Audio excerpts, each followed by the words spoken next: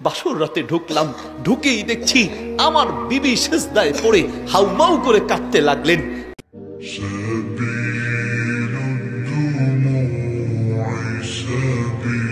বাসর রাতে ঢুকলাম, ঢুকেই দেখছি আমার বিবি সিজদায় পড়ে হাউমাউ করে কাঁদতে লাগলেন।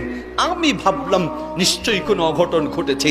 আমি মনে মনে ভয় হলো যে আমার বিবি বোধহয় বিয়েতে রাজি নাই, আমার শ্বশুর জোর করে বিয়ে দিয়েছে। আমি বিবিকে বললাম, বিবি দেখো, আমি তোমাকে টাচ করব না, আমি তোমাকে স্পর্শ করব না, ভয়ের কোনো কারণ নেই।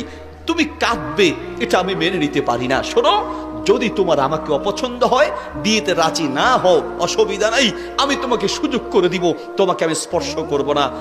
বিবি সিজদা থেকে উঠে চোখের পানি ফেলে বলছেন, স্বামী, আপনার প্রতি আসলে নারাজি হওয়ার কোনো কারণ নেই।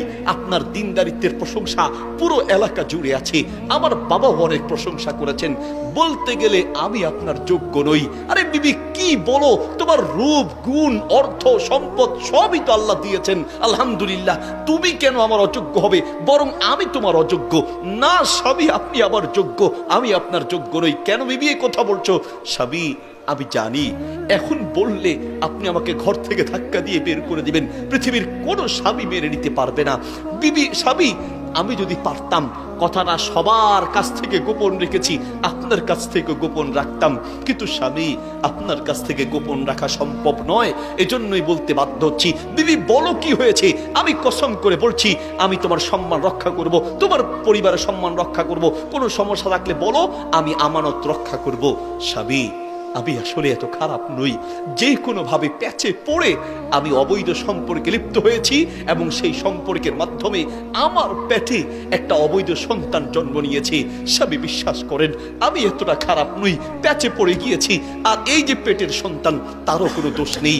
আমি পারি না আত্মহত্যা করতে, কারণ ইসলামে আত্মহত্যা হারাম। পারি না মা বাবাকে জানাতে, মা বাবা তো বেহুশ হয়ে হার্ট স্ট্রোক করবে। স্বামী, জানি আপনিও মেনে নিতে পারবেন না, কিন্তু কি যে করব তাও আমার জানা নাই। সে লোকটা বলছে, হুজুর